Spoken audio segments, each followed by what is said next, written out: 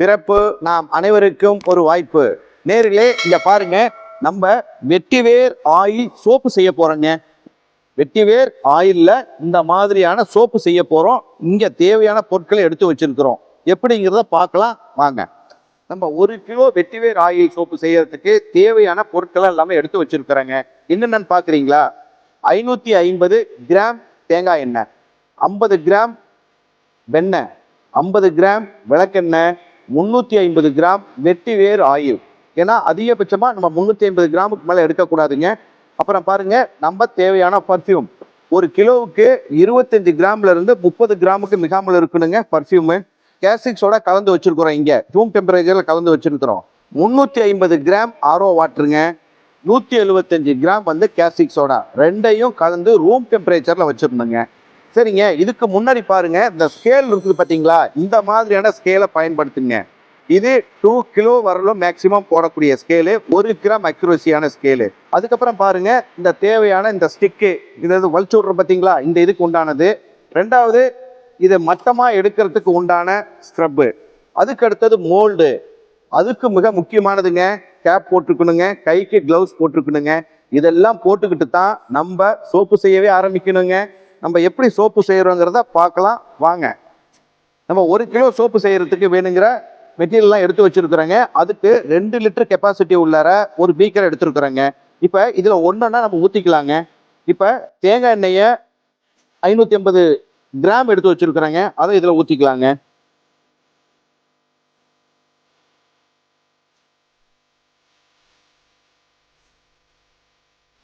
அதுக்கு அடுத்ததுங்க, நபருங்க வெண்ணெய் 50 கிராம் எடுத்து வச்சிருக்கிறோம். யாரும் நெய்யா உருக்கிட கூடாதுங்க, வெண்ணெயா தான் நம்ம போட்டுக்கணும்.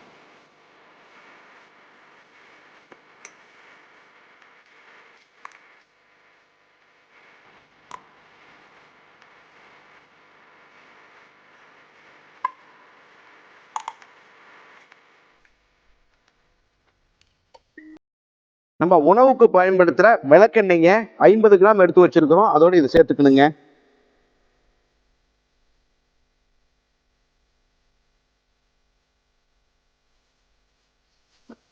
அதுக்கு அடுத்தாற் போலங்க, வெட்டிவேர் ஆயில் 350 கிராம்.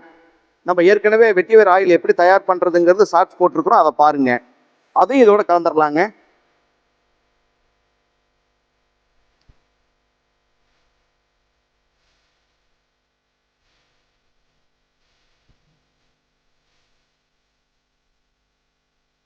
எல்லா ஆயிலுமே இதுல ஊத்தியாச்சுங்க. இப்ப பாருங்க, வெண்ணெய் மட்டும் நல்லா மிக்ஸ் ஆகிற அளவுக்குங்க நல்லா பிளெண்ட் பண்ணிக்கணுங்க. நல்லா கையில வந்து பண்ணாலும் சரி, அல்லது சின்ன பிளெண்டர்ல வந்து நீங்க பண்ணிட்டாலும் சரிங்க. வெண்ணெய் வந்து நல்லா கரைஞ்சிருக்கணும், அதுதான் இதுல முக்கியங்க. இப்ப பாருங்க, பட்டர் நல்லா மிக்ஸ் ஆயிடுச்சு. நம்ம தேவையான பொருட்களை புற இதுல ஊத்திட்டோம், எல்லாமே நல்லா மிக்ஸ் ஆகிருக்குது. இப்போ வந்து என்ன பண்ணணும்னாங்க, கேஸ்டிக் சோடா நம்ம கலந்து வச்சிருக்கிறோம். இது எவ்வளவு நேரம் வச்சிருக்கான்னு பாத்தீங்கன்னா, ஒரு 12 மணி நேரத்துல இருந்து 15 மணி நேரம் வரல அதிகபட்சம் வச்சிருக்கலாங்க. அதுக்கு மேல 2 நாள் 3 நாள்லாம் வச்சிருக்க கூடாதுங்க. இது எடுத்துட்டுங்க, இப்ப பாருங்க, கொஞ்சம் கொஞ்சமா ஊத்தணுங்க. இதுதான் இதுல முக்கியம். ஒண்ணு, இந்த கலக்கிறது வந்து கிளாக் வைஸா இருக்கணும், அது ஆன்டி கிளாக் வைஸா இருக்கணுங்க.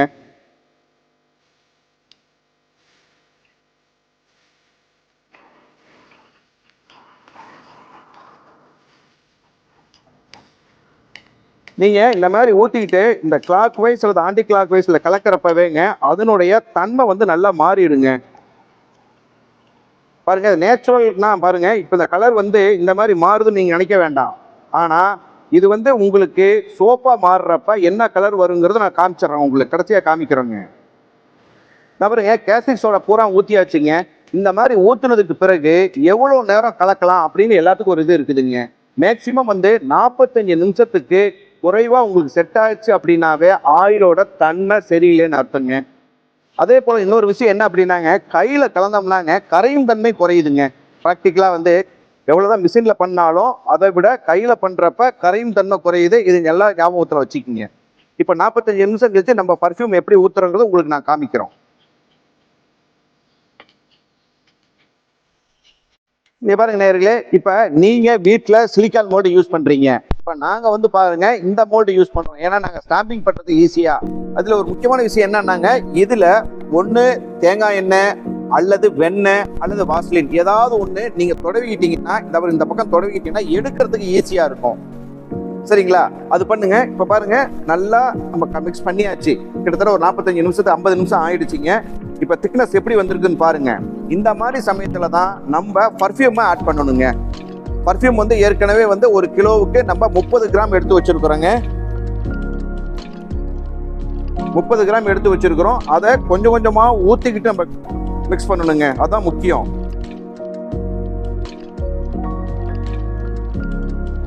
ஏன்னா நம்ம வந்து சிந்தட்டிக் பர்ஃப்யூம் யூஸ் பண்றோங்க. சிந்தட்டிக் பர்ஃப்யூம் ஒவ்வொரு பர்ஃப்யூமும் ஒவ்வொரு கெமிக்கல் காம்பவுண்ட்ல இருக்கும். அதுவும் வந்து நம்ம டிஎஃப்எம் குறைக்காம இருக்கணும். அதுதான் இதுல முக்கியங்க. டிஎஃப்எம் வந்து குறைக்காம இருக்கிற மாதிரியான பர்ஃப்யூமை நீங்க தேர்வு செய்யணுங்க. சோப்பு செய்யறோங்கிறது முக்கியம் இல்லைங்க, அதனுடைய தன்மை நல்லா இருக்கணும். பாருங்க, இப்ப நமக்கு நல்லா ஹார்ட்னஸ் ஆயிடுச்சு. பாருங்க, கலக்கிறப்ப நல்லா தெரியுது. இப்ப நம்ம எடுத்து ஊத்தணும் அப்படின்னாங்க இது வந்து சிறப்பா இருக்குங்க.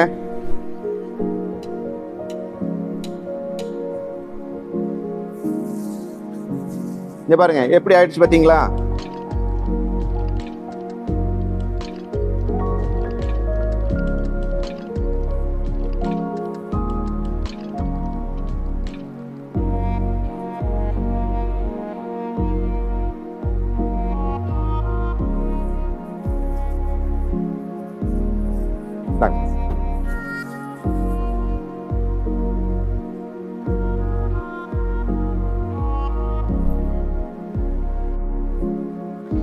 பாருங்க நேயர்களே, கலர் இந்த மாதிரி இருக்குன்னு பாக்குறீங்களா? நேச்சுரல் கலருங்க இது. இந்த மாதிரி இருந்ததுன்னா இது போல கலர் வந்து மாறிடுங்க. இதுதான் நேச்சுரல் ப்ராடக்ட்டுக்கு உண்டான தன்மை. பாத்தீங்களா? மிக அற்புதமா நமக்கு வெட்டிவேர் ஆயில் சோப்பு கிடைச்சிருக்குதுங்க. இதுல வெட்டிவேர் பயோ என்சைம் இருக்குது. பயோ என்சைம் செஞ்சதுக்கு பிறகு அந்த வீடியோ நம்ம போடுவோங்க. நம்ம வெட்டிவேர் ஆயில் சோப்பு நம்ம தயார் பண்ணியிருக்கிறோம். இதுல ஏதாவது டவுட்ஸ் இருக்குது, செய்யறதுல ஏதாவது பிரச்சனைகள் இருக்குது அப்படின்னு சொல்லி தெரிஞ்சது அப்படின்னா ஒவ்வொரு வாரமும் சனிக்கிழமை நம்ம லைவ்ல உங்களுக்கு இருக்கிற சந்தேகங்களை கிளாஸே நம்ம எடுக்கிறோம்.